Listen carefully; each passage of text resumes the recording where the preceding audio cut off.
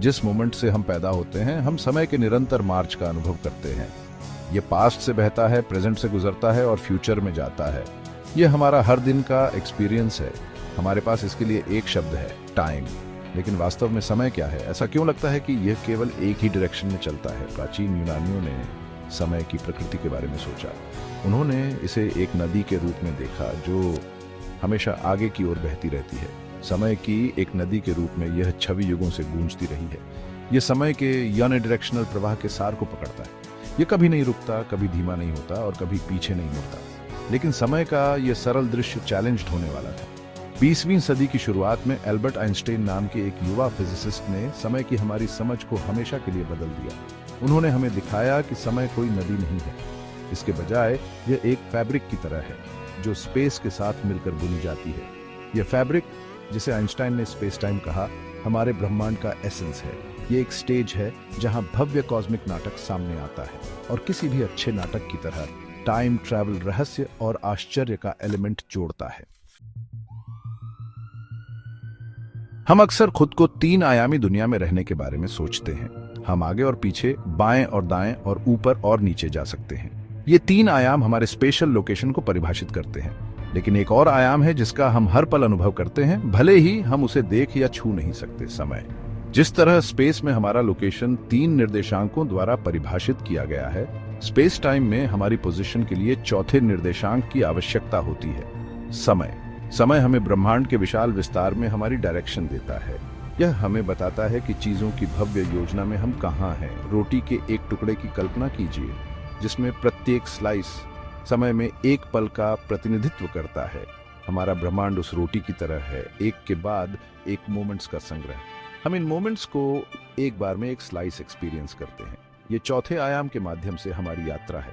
Einstein का special relativity का सिद्धांत हमें बताता है कि समय एब्सोल्यूट नहीं है, यह ऑब्जर्वर के सापेक्ष है। इसका मतलब है कि अलग अलग ऑब्जर्वर्स के लिए समय अलग अलग दरों पर गुजर सकता है। यह एक माइंड बेंडिंग कॉन्सेप्ट है, लेकिन एक जिसे प्रयोगात्मक रूप से सत्यापित किया गया है।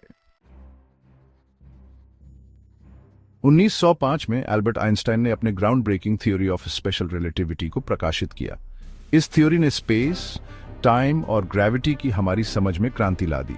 इसके सबसे चौंकाने वाले रेवलेशंस में से एक यह था कि समय एब्सोल्यूट नहीं है। आपके रिलेटिव मोशन के आधार पर इसे बढ़ाया और संकुचित किया जा सकता है। 2 समान घड़ियों की कल्पना कीजिए, एक स्थिर और दूसरी तेज गति से चल रही है। स्पेशल रिलेटिविटी भविष्यवाणी करता है कि चलती घड़ी स्थिर घड़ी की तुलना में धीमी गति से टिकेगी। इस घटना को टाइम डिलेशन के रूप में जाना जाता है। टाइम डिलेशन की प्रयोगात्मक रूप से पुष्टि की जा चुकी है। हाई स्पीड जेट्स पर उफ्लोन एटॉमिक क्लॉक्स ने जमीन पर मौजूद घड़ियों की तुलना में थोड़ा लेकिन मेजरेबल टाइम डिफरेंस दिखाया है। यह पुष्टि करता है कि समय एक कांस्टेंट नहीं है, बल्कि एक वेरिएबल है जो ऑब्जर्वर के रिलेटिव मोशन पर निर्भर करता है। टाइम डिलेशन की इस अवधारणा का ब्रह्मांड की हमारी समझ पर गहरा प्रभाव पड़ता है। इसका मतलब है कि समय कोई कठोर ढांचा नहीं है जो ब्रह्मांड को नियंत्रित करता है। इसके बजाय यह एक फ्लेक्सिबल और डायनामिक एंटिटी है जो स्पेस और मोशन से गहराई से जुड़ी हुई है। टाइम डिलेशन एक अजीब अवधारणा की तरह लग सकता है, लेकिन यह इस तथ्य का सीधा परिणाम है कि प्रकाश की गति सभी ऑब्जर्वर्स के लिए स्थिर है। कोई फर्क नहीं पड़ता कि आप कितनी तेजी से आगे बढ़ रहे हैं, आप हमेशा प्रकाश की गति को उतना ही मापेंगे। इसका समय पर एक अजीब प्रभाव पड़ता है। कल्पना कीजिए कि आप एक स्पेसशिप पर हैं जो प्रकाश की गति के एक महत्वपूर्ण अंश पर यात्रा कर रहे हैं। यदि आप अपने स्पेसशिप में एक लाइट बीम चमकाते हैं तो आप इसकी गति को उतना ही मापेंगे जैसे कि आप स्थिर खड़े थे। हालांकि पृथ्वी से आपके स्पेसशिप को देखने वाला एक ऑब्जर्वर भी प्रकाश की गति से यात्रा करने वाले लाइट बीम को मापेगा। इसका मतलब है कि पृथ्वी पर मौजूद ऑब्जर्वर के सापेक्ष स्पेसशिप पर आपके लिए समय धीमा गुजरना चाहिए। आप जितनी तेजी से यात्रा करेंगे, टाइम डिलेशन प्रभाव उतना ही स्पष्ट होता जाएगा। यदि आप किसी तरह प्रकाश की गति तक पहुंच सकते हैं तो आराम करने वाले ऑब्जर्वर के सापेक्ष आपके लिए समय अनिवार्य रूप से रुक जाएगा।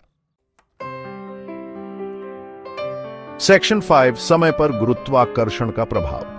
आइंस्टीन के सामान्य सापेक्षता के सिद्धांत ने समय के बारे में एक और आश्चर्यजनक तथ्य का खुलासा किया। गुरुत्वाकर्षण समय के प्रवाह को प्रभावित करता है। जिस तरह तेज गति से समय धीमा हो जाता है, उसी तरह शक्तिशाली गुरुत्वाकर्षण क्षेत्रों में भी यह धीमा हो जाता है।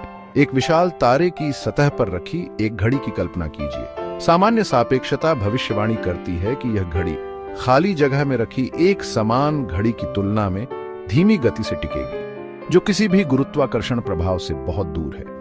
गुरुत्वाकर्षण समय विस्तार के रूप में जाना जाने वाला यह प्रभाव प्रयोगात्मक रूप से सत्यापित किया गया है। पृथ्वी पर अलग अलग ऊंचाई पर रखी गई परमाणु घड़ियां, जहां गुरुत्वाकर्षण की शक्ति थोड़ी भिन्न होती है, ने एक औसत दर्जे का समय अंतर दिखाया है। गुरुत्वाकर्षण द्वारा समय का यह वार्पिंग केवल एक सैद्धांतिक जिज्ञासा नहीं है, इसका हमारे दैनिक जीवन के लिए व्यावहारिक निहितार्थ है।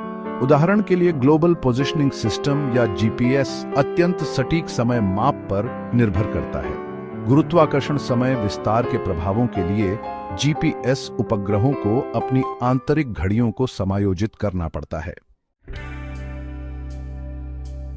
सेक्शन 6 वर्महोल, अंतरिक्ष और समय के माध्यम से शॉर्टकट। समय यात्रा का विचार विशेष रूप से अतीत में सदियों से मानव कल्पना को मोहित करता रहा है, लेकिन क्या यह वाकई संभव है? क्या हम ऐसी मशीन बना सकते हैं जो हमें समय के माध्यम से यात्रा करने की अनुमति दे? एक सैद्धांतिक संभावना वर्महोल का अस्तित्व है। ये काल्पनिक सुरंगें हैं जो स्पेस टाइम में दो दूर के बिंदुओं को जोड़ती हैं। इन्हें ब्रह्मांडीय शॉर्टकट समझें। कागज के एक टुकड़े को आधा मोड़ने और उसमें छेद करने की कल्पना करें। छेद एक वर्महोल का प्रतिनिधित्व करता है, कागज पर दो बिंदुओं के बीच एक शॉर्टकट जो अन्यथा बहुत दूर होगा। यदि वर्महोल मौजूद हैं और हम उनकी शक्ति का उपयोग कर सकते हैं, तो हम एक पल में ब्रह्मांड में विशाल दूरी की यात्रा करने में सक्षम हो सकते हैं। कुछ भौतिकविदों का यह भी मानना है कि वर्महोल टाइम मशीन के रूप में कार्य कर सकते हैं, जिससे हमें अतीत या भविष्य की यात्रा करने की अनुमति मिल सकेगी।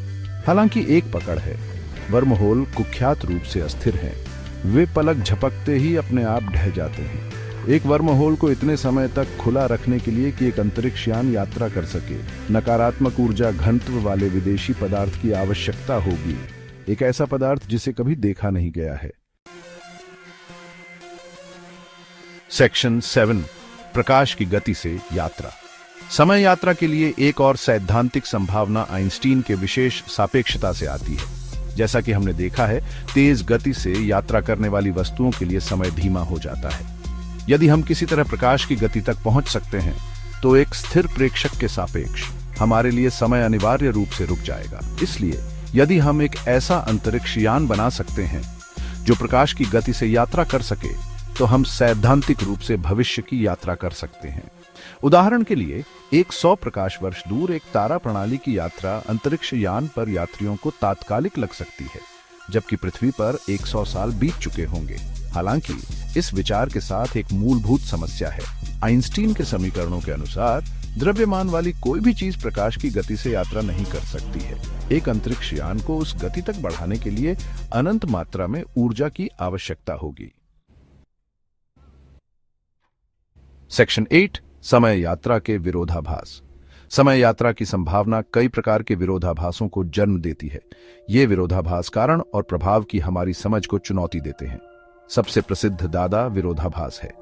कल्पना कीजिए कि आप समय पर वापस यात्रा कर सकते हैं और अपने दादा से मिल सकते हैं। क्या होगा यदि आप गलती से उसे मार डालते हैं? क्या आपका अस्तित्व समाप्त हो जाएगा? एक और विरोधाभास बूटस्ट्रैप विरोधाभास है। ये विरोधाभास तार्किक विसंगतियों को उजागर करते हैं। भौतिकी के बुनियादी नियम इस तरह की यात्राओं को रोक सकते हैं।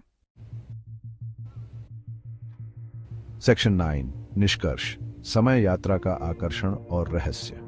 समय यात्रा की अवधारणा हमें मोहित करती रहती है। यह विज्ञान कथा का एक प्रधान है और वैज्ञानिक अन्वेषण का विषय है। भौतिकी के नियम भयावह चुनौतियां प्रस्तुत करते हैं। भविष्य की यात्रा के लिए उन्नत तकनीक की आवश्यकता होगी। वर्महोल स्पेस टाइम के माध्यम से शॉर्टकट प्रदान करते हैं।